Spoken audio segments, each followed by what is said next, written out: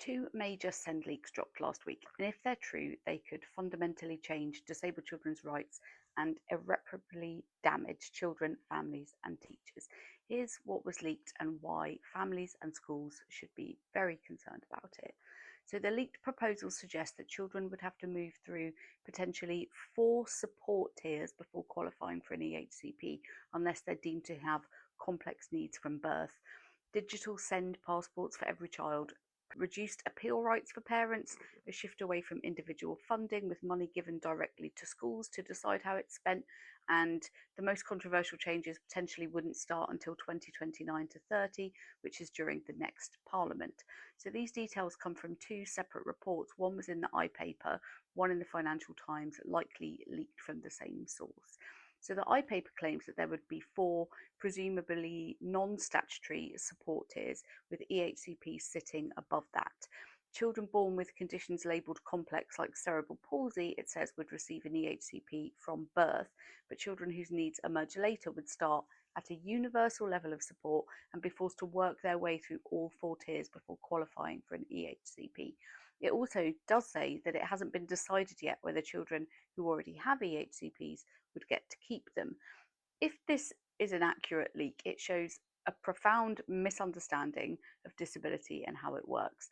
We know diagnosis is often delayed, needs fluctuate and become clearer over time, severity of need varies massively within the same diagnostic condition, and some disabilities present or are acquired later in childhood. Even the example that they've used doesn't hold up. Some children with cerebral palsy don't have or need an EHCP. Some aren't diagnosed in infancy, some don't have complex needs. There's still no definition of what complex even means, and a system like this would just trap children in repeated failure, cycling through inadequate support, causing significant harm until reaching the support that they actually need, rather than identifying the right help and providing it right away. That would mean more children pushed out of education, and getting them back in would have far greater long term costs than just supporting them properly in the first place. There's also a massive contradiction here. The narrative recently has been that we should stop medicalising and diagnosing children, but this appears to suggest that diagnosis might inform how much support you're entitled to.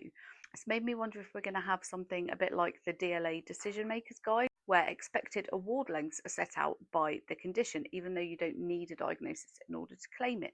And that completely ignores the vast range of needs that can present from the same diagnosis. And there are children with profound and highly complex needs who never receive a diagnosis. It's completely illogical to try and work it that way. Ministers are talking constantly about early intervention, and that's absolutely right. But forcing children through arbitrary support tiers instead of just assessing what they actually need is the opposite of effective early intervention. The EHC needs assessments that we have are how we identify what support a child actually requires. Individual assessment and legally enforceable provision are the foundation of disabled children's rights currently, and they prevent wasted time, money, and harm to children, families, and schools. If those assessments are restricted or removed, who decides what support a child gets? From what has been said so far, it looks like that responsibility would fall largely to teachers and schools, but many teachers have already been clear that they are not trained or resourced to diagnose SEND or set specialist provision that will meet a child's needs.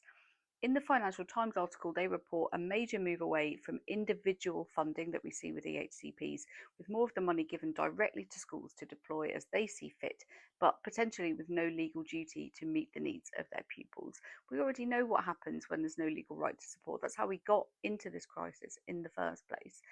The Financial Times also suggests that appeal rights could be limited, and the rumour is that parents may only be able to challenge when the set process is not followed, not when the decision about support or support they're receiving is inadequate or wrong. That would leave families with no meaningful way to challenge failures within the system. But it's important to remember that this comes back to a cost saving exercise. Schools are already underfunded, teachers are not equipped to assess SEND at this scale, and the money going towards SEND training would not provide that level of insight or expertise.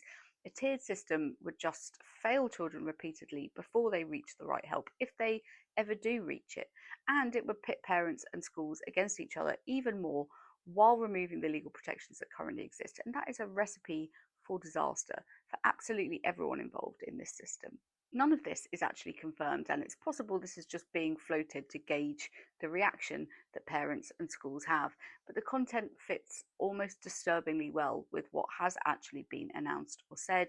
It fits with the Children's Wellbeing in Schools Bill, the capital funding increase for mainstream schools, the scrapping of planned specialist schools, SEND training for staff, the ladder of support they've talked about, EHCPs and specialist schools being reserved for those with the most complex needs, and the comments in the online events about how every child needs a plan. My suspicion is that someone on the inside understands how damaging this could be, and that's why they've leaked the most worrying parts of the plans. But what makes this even more troubling to me is the timing. These leaks came just a week after the SEND national conversation closed. If decisions were already made before that and it was all pointless, as I suggested earlier on, families under huge pressure have had their time completely wasted and were given false hope about being heard.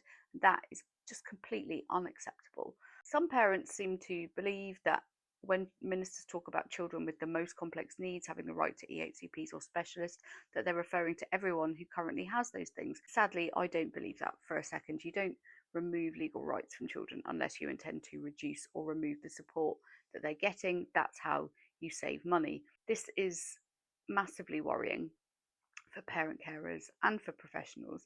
Legal rights are not the problem, as we've pointed out so many times. Removing them will fix nothing, but it will make things significantly worse.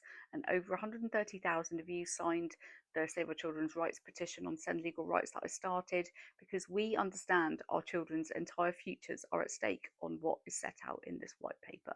We will continue to campaign against any reduction in statutory support or appeal rights or any change to the law. We must keep telling MPs how strong the opposition will be if this is announced. And when the white paper drops, it's very likely that decisive campaigning action is going to be needed. Let's hope the white paper comes soon, because this constant stream of leaks is causing massive harm at this point. Article State will be coming in February. I think we all just need to be very ready to fight.